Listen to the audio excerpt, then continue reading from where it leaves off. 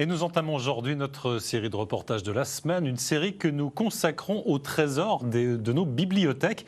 Et premier arrêt aujourd'hui, la bibliothèque bénédictine de Saint-Mihiel dans la Meuse.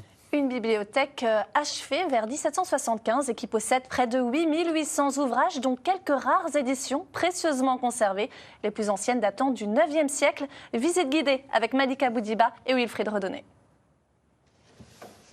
Alors, prêt à remonter le temps ? On y va.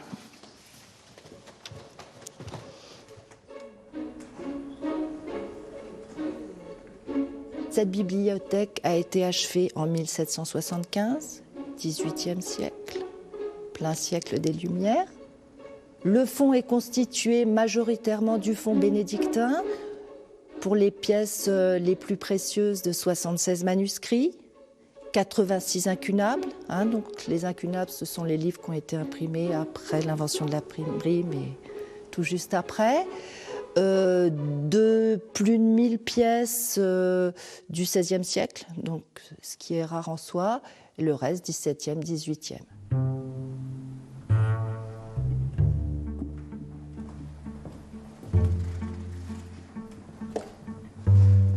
Alors voilà un livre que j'aime beaucoup.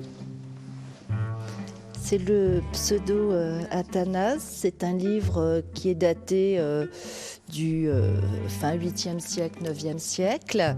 En 1915, Saint-Mihiel étant occupé, certains manuscrits précieux sont protégés au musée de la Cour d'Or à Metz. Ce livre va disparaître. Et donc, après bien des pérégrinations, on le retrouve dans les années 50 sur un marché de Hambourg. On lui a enlevé son ex-libris. Et aussi, on a découpé l'anathème qui était inscrit et qui disait « Ce manuscrit appartient à l'abbaye de Saint-Michel, quiconque le prend sera puni par Michel ». Donc, alors superstition ou non, j'aime bien la petite histoire qu'il y a autour de ce livre, petit par sa taille, très grand par sa valeur. Alors là, c'est vrai que c'est une pièce phare, je dirais, déjà parce qu'elle est extrêmement imposante. Elle fait 60 cm de hauteur, 40 cm de large, et elle pèse seulement 32 kg. C'est le graduel de Saint-Mihiel, 1463. Il montre le prestige de l'abbaye. Sa confection, c'est 140 peaux de mouton. Et en fait, c'est un ensemble de chants liturgiques qui marquent l'année chrétienne.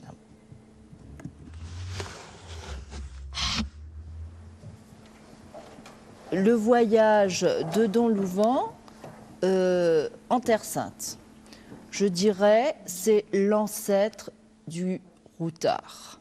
Il part avec 3 compères lorrains via Venise en Terre Sainte, à Jérusalem, et il va raconter son voyage. Alors, ce qui est intéressant dans ce livre, c'est qu'il y a 2 versions. Il y a une première version qui est un brouillon. Il est écrit en ancien français, mais on trouve du patois lorrain, qui marque bien son origine locale. Et puis, 12 ans après, il revient à l'abbaye de Saint-Mihiel et il reprend ses notes et il écrit son ouvrage définitif en l'illustrant. Voilà, des cartes de ses tribulations. Donc ça, en effet, c'est un ouvrage majeur de la bibliothèque de Saint-Mihiel.